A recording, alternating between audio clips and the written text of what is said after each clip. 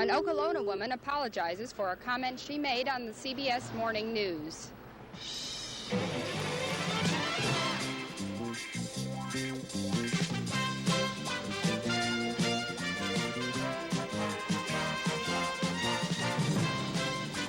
From News 11, the Hunter Rowland Report with Lee Hunter and Ken Rowland. The Kentuckiana weather forecast with Linda Steele. And Mike James with sports.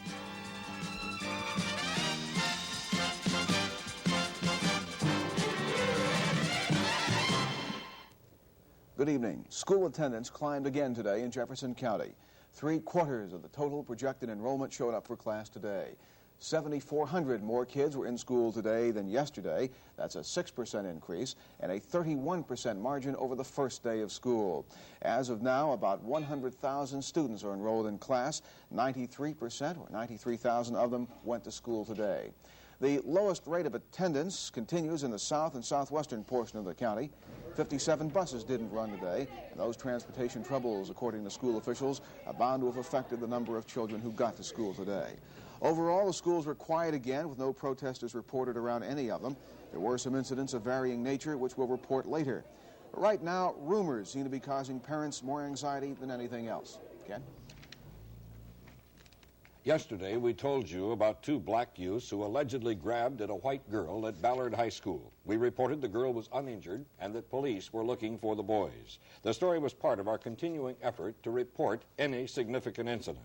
Today, rumors about the incident continued. People called our newsroom today, charging that we were covering up what they said was a rape. To set the record straight, we sent Phyllis Knight to Ballard High School.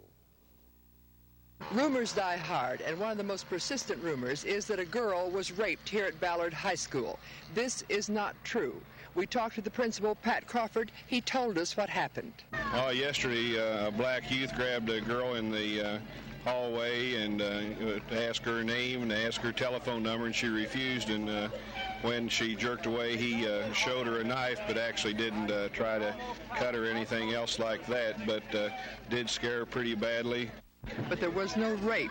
Absolutely none whatsoever. The only thing he did was grab her by the hand. Absolutely no way, shape, or form of a rape. Have there been other suspensions? Yes, ma'am. There's been approximately 20 suspensions yesterday, and these have been for not going to class, class disruption, being disrespectful for the teachers, principals, and monitors, and what have you. Are all of the suspensions black children? Yes, ma'am. All the students have been black children, 19 boys and 1 girl, all of them from inner city schools. Is this a large number of suspensions for the first few days of school? Very large number. Normally we probably suspend 2 or 3 students at this time of the year. Do you feel other schools are having the same problems you are? I would say they are. It's just a matter of time until they crack down. Crawford said there are 400 blacks attending Ballard High School, and he said he wanted to emphasize that the majority of them are fitting right into the scheme of things and very willing to cooperate. He also said there will be no double standards at Ballard High School. Phyllis Knight, News 11. There are also rumors about an alleged rape at Jefferson Town High School. Our check with authorities has turned up absolutely no evidence that this occurred. Lee? The school system plans to contact school principals probably tomorrow for a meeting to discuss discipline. Dawson Orman, the security chief of the school system, told News 11's Byron Crawford today some new guidelines are being introduced. We want fair and equitable treatment for all of the students, whether black or white. And consequently, we feel that it's necessary to put this information out to the principals, to make an opportunity very soon to discuss it with them, give them a chance to ask questions about it. Right now, we find that we have some principals who are reacting to situations in their schools, and all of them have at least different groups of students. A portion of their student body are different, and we find that many of them are reacting to situations in 2 different extremes, either not doing enough, or some are doing too much. How serious is the situation, and where are the problems? Right now, we've been very well pleased with the small number of suspensions and reports of disciplinary problems. We have checked out, we've had people going to the schools and actually talking to the school people to find out about these reports that we're getting, such as rape reports, in which we found to be absolutely false. throughout the system. There have been reports of guns, which I think the news media already knows about and has reported. Orman did say that so far this year, the rate of suspensions is down about 15% from what it was last year at this time in the two school systems before they were merged. There were several incidents reported today. 3 people, 2 white men and a 16-year-old white teenager, were arrested today outside Manual High School for allegedly threatening students entering the school. A car was found at Central High this morning with bullet holes in the windows. The tires on the car were flat. Southern High School had another bomb threat today. The school was evacuated again. There was no bomb. Ken? Those bans placed on parades and demonstrations and the use of citizen band radios in Louisville, placed after the weekend violence, have now been lifted. Mayor Harvey Sloan late this afternoon issued a statement saying that public parades and gatherings will be allowed if they're authorized by a parade permit from the Department of Public Safety. Normally, applications must be in 5 working days before a planned event. However, the mayor said that they're bending the rules slightly to allow permits for this weekend if the application is received by noon Thursday. The deadlines are Friday for any parades planned for next Monday, Tuesday, or Wednesday. After that, the usual waiting period goes back into effect. A lawsuit had been filed seeking to overturn the original no demonstration order, but there was no word on whether today's action was in response to that. Both processing centers used for handling anti-busing protest arrests in the Louisville area have been closed. Any future arrests will be handled through regular booking procedures. So far, 670 charges have been filed against 450 people. Most of them are out on bail. Their trials will start on September 17th. 20 persons will be tried in one night, 3 nights a week, Monday, Wednesday, and Friday, through January 28th. We'll continue with tonight's desegregation story in just a moment. Introducing Freedent Gum in the bright blue pack. Freedent's the delicious new gum that won't stick to most dental work. Ordinary gum sticks to my dental work, but Freedent doesn't. It's great to enjoy chewing again. Freedent's the delicious new gum that won't stick to most dental work. I had to give up chewing gum because I had a sticking problem. Now with Freedent, I'm free to chew again. And I chew Freedent because I like the fresh mint flavor. Freedent in the bright blue pack from Wrigley's. It's a delicious new gum that won't stick to most dental work. How do you tailor trust in a man? How do you fit reliability into his character?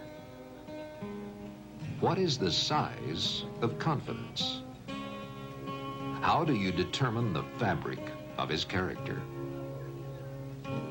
This is the specially tailored jacket of a Taylor drugstore pharmacist. Put your trust in it. Those who wear it are a cut above the rest. Our new electric percolator looks strange. Well, our coffee tastes strange. Try Maxwell House Electric Perk. It's the only kind I sell. Aren't all electric percolator coffees the same? Only one says Maxwell House. Good. Electric Perk's ground roasted blended just for electric percolators. Cora, her coffee's been great. Anybody owns an electric pot, Electric Perk ought to be in it. Electroperk, only from Maxwell House.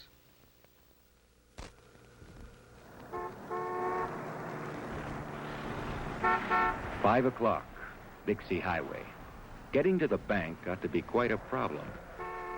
When you've got nearly 50 banking centers, different needs require different solutions. Our solution at Dixie Manor, put a bank on both sides of the street to serve people coming or going. The new facility didn't lighten the traffic, but it did make it easier to live with. Threats are becoming common in Jefferson County, not only by phone, but by mail, too. Byron Crawford has that story. Our information indicates that almost every service station operator in Jefferson County received a letter like this one in the mail today.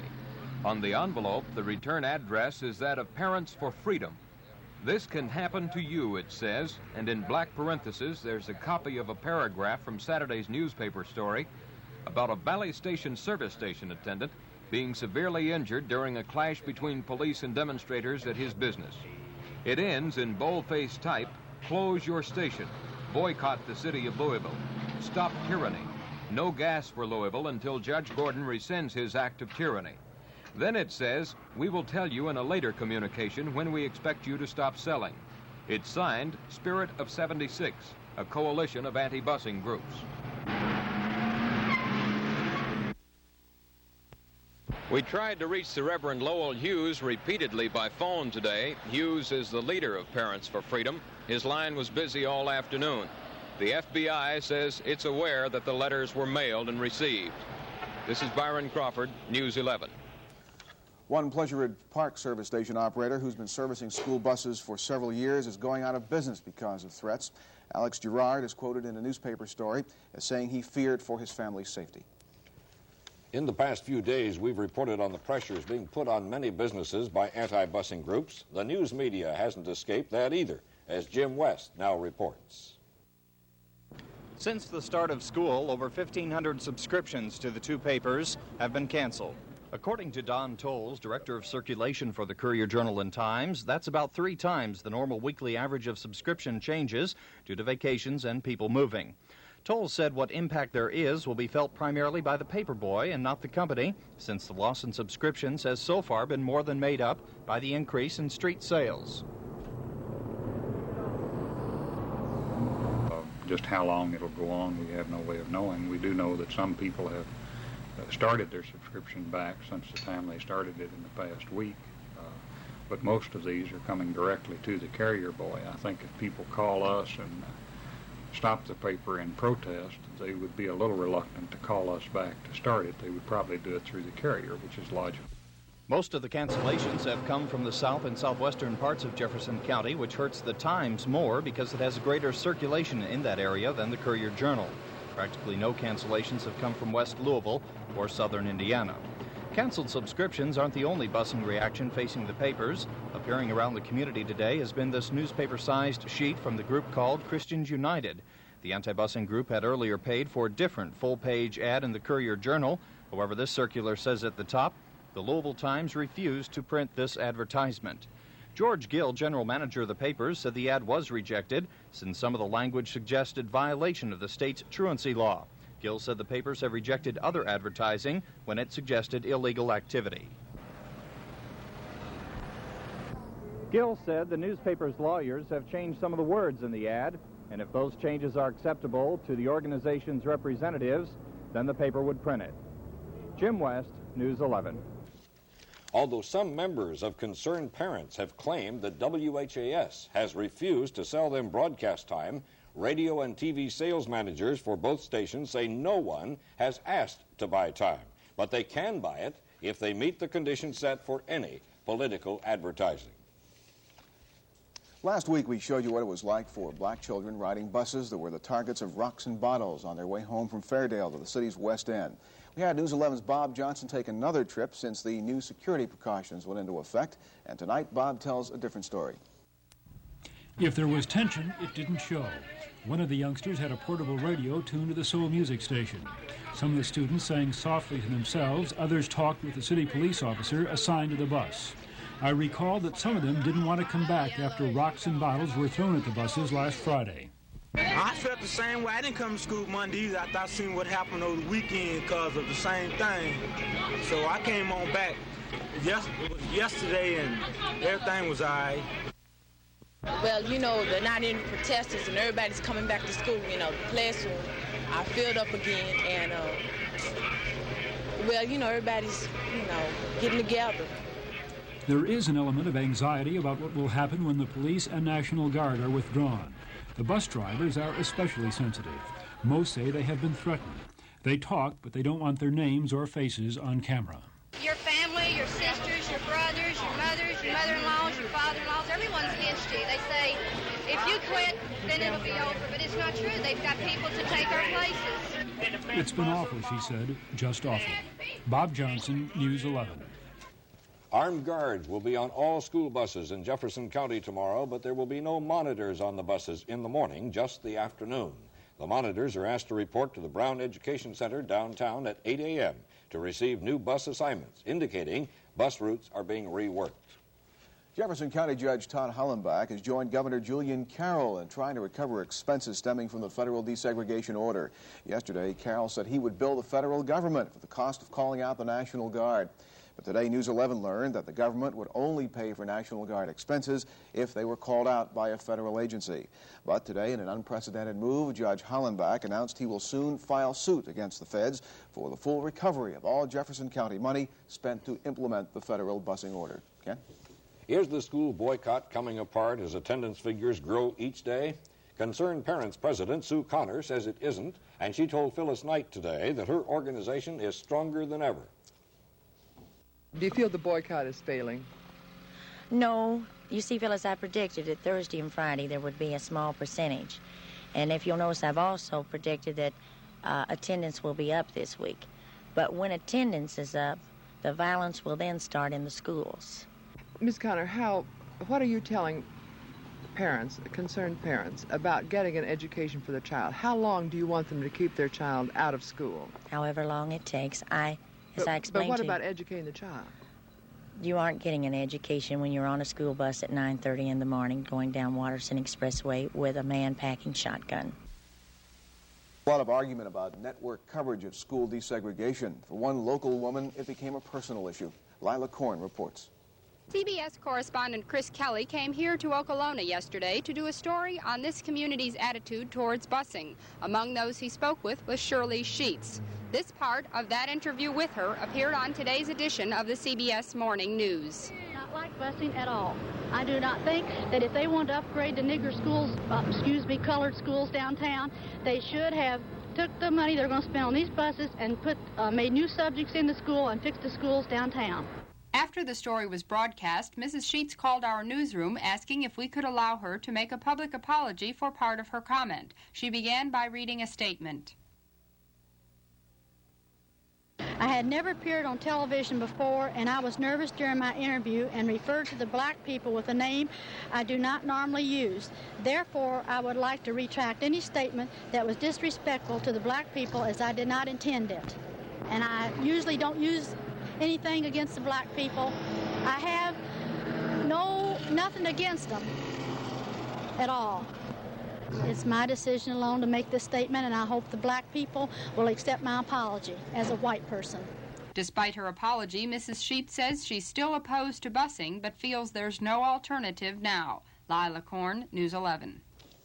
Linda Steele is standing by to present tonight's weather forecast in about 2 minutes from now.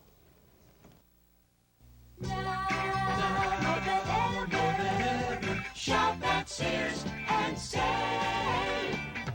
Shop Sears and save on a Kenmore laundry pair, electric dryer, automatic washer. Buy both for just $318. Buy Sears 19-inch diagonal measure portable color television for only $299. And choose from an upright or chest freezer, now just $238 at Sears. With 36 kitchen sponges, I can soak up anything. One roll of Gala paper towels has the same soaking power. That's impossible. Oh, it's true. Dunk them both in equal amounts of water. Your sponges, my Gala. Wait. Look, Gala's soaked up just as much as the 36 sponges. And Gala is strong, even soaking wet. Gala gives you the soaking power of 36 sponges. Bill? Yo. I want to do something with my gray hair. Well, here's something developed for professional barbers. New Alberto Groom Out Gray. You just apply Groom Out Gray like a hairdressing. Once a day for a few weeks. Gradually, you groom out your gray. Some of it, or all of it. Then use as necessary. Bill, what do you think? You look great. Years younger. Really did the trick. New Alberto Groom Out Gray. Now available in neighborhood stores. Isn't it time you got back to the old-fashioned goodness of bread? Especially now that there's a new bread with some old-fashioned ideas. It's called Earth Grains, and it's hearth and pan-baked in nearly 30 deliciously different loaves and rolls for your table. Try Earth Grains. It's time you got back to the old-fashioned goodness of bread.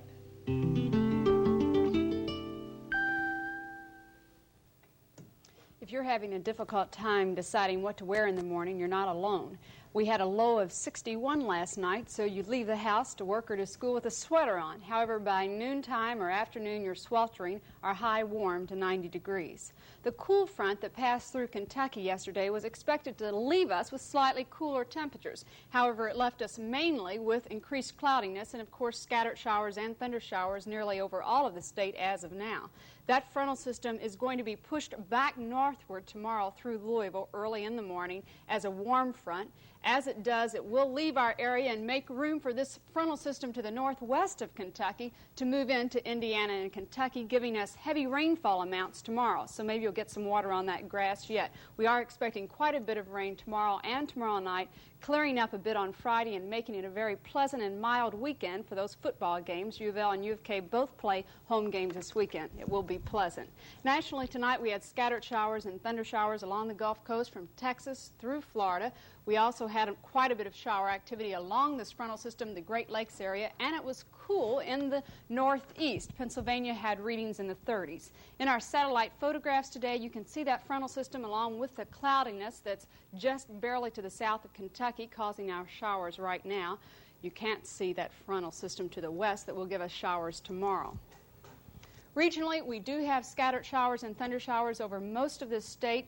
I've heard within the last hour, Middletown and Westport Road are receiving quite a bit of rain as of now. Most of the current readings are in the 80s. Our current reading, with some thunder showers in some areas, is 76 degrees. The relative humidity is 74%.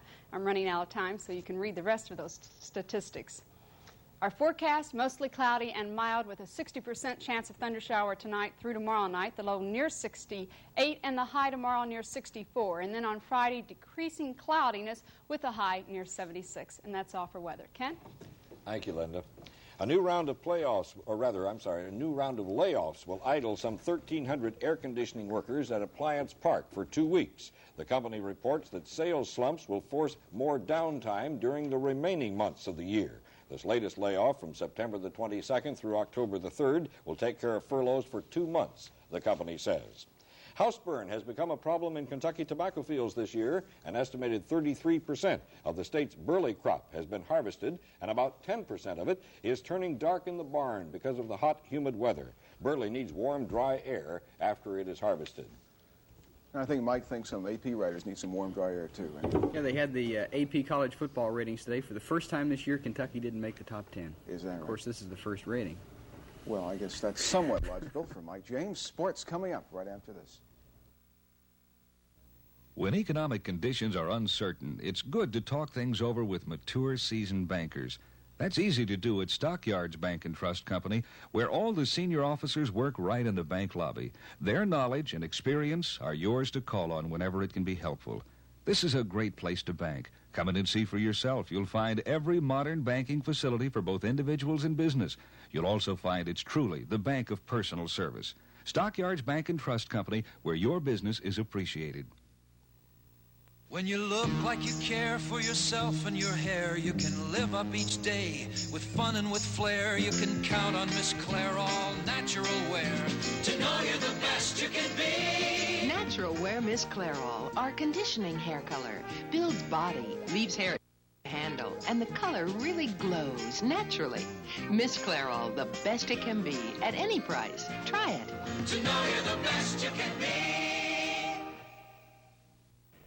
After their upset loss to unranked Missouri last Monday night, the Alabama Crimson Tide tumbled from 2nd to 13th in this week's Associated Press college football ratings. Defending national champ Oklahoma remains number 1. They picked up 51 of the 56 first-place votes, and they're followed by Michigan, Ohio State, Southern Cal, and Missouri.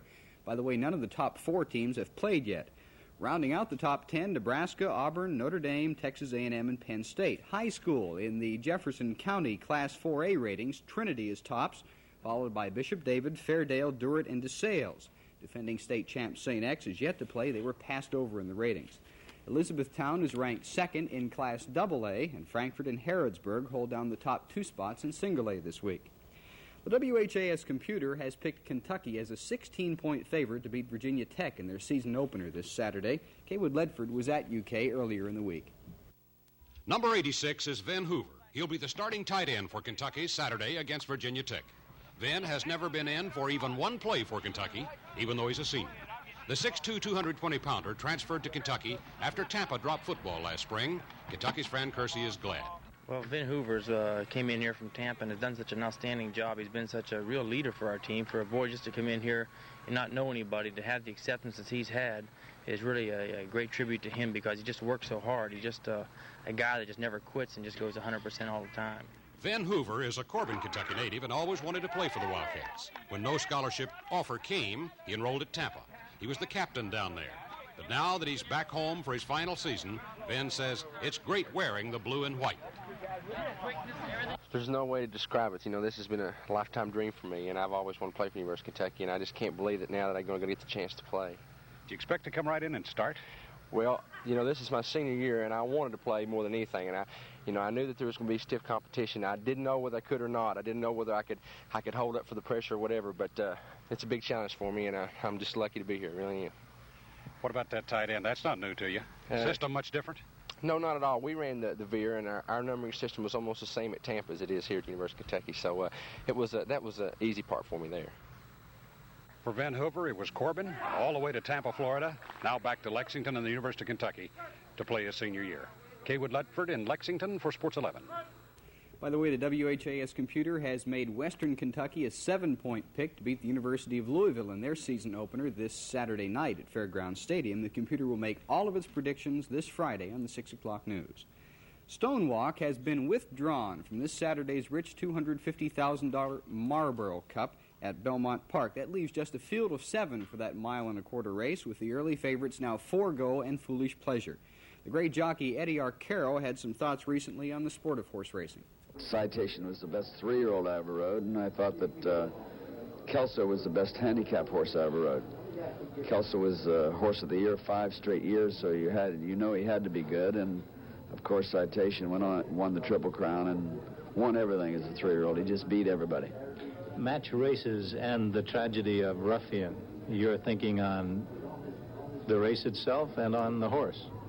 Well, I liked Ruffian before the race, by the way. I picked her to win, and it was an unfortunate accident that she broke her leg, but I think that racing, or any sport, loves to get publicity, and this was a great for racing to get the viewers to watch it, and I'm sure that 50 million people saw this match race, and of course it didn't. The sad part about it was the filly breaking her leg, but we at least had 50 million people knowing that there is such a thing as horse racing. Tomorrow night, a full report on the upcoming Marlboro Cup. That's sports. Ken? This week's WHAS editorial format deals with the question, did police use undue force against crowds during last week's anti-busing violence in parts of Jefferson County? Last night, we expressed the arguments of those who say police did use excessive force. Tonight, on Counterpoint, the police view. Here's Stacy Smith. WHAS and WNNS attempted to obtain official response to the accusations of excessive police force against anti-busing demonstrators. However, Rick Northern, administrative assistant to County Judge Todd Hollenbach, told us that the county government is studying the matter and will have no comment for now, neither from Hollenbach nor from Police Chief Russ McDaniel. The only on-record response we could find from Hollenbach came at a press conference on Saturday after Friday night's violence. Hollenbach told WHAS Radio's Robin Hughes that, to his knowledge, none of the force used by police was unwarranted. He said he had no reports of police overreacting. The only on-record police comment on this issue came in a WAVE interview broadcast Monday night. Chief Russell McDaniel said, quote, "What the public doesn't realize, quite frequently, they will hear one side of the story, and maybe they'll only see one side of the case. They think of teenagers, and they think of a large number of people that's referred to as spectators as being orderly. If they could only see what generates from a large crowd like this, and the debris, and what the policemen have to take. And every time a person is arrested in a mob such as we had down there, the crowd immediately tries to take the subject away from the officers. And the officers, they are going to get out of there with the subject one way or another, and so that's where the force comes in," unquote. State Police spokesman Lieutenant Ernest Bivens said the state police also have no comment on this issue at this time. I'm Stacy Smith. Tomorrow night, the WHAS editorial on this issue. As always, you can tell us your opinion by calling our comment line and having your remarks recorded. Call either 582-7330 or 582-7331. 7 more cases of St. Louis encephalitis have been confirmed in Indiana, bringing the number of confirmed cases in the state to 16. One of them is in Clark County. Lee? Scientists at the Massachusetts Institute of Technology say they've measured what they call a dense neutron star that's only 10 miles across but weighs almost twice as much as our own sun. According to the stargazers, that would be like having a bean that weighed almost 1 billion tons. That's the news. We'll be back at 11 or whenever important news happens. For Ken, Linda, and Mike, this is Lee Hunter. Have a good evening. Now, World and National News next from CBS.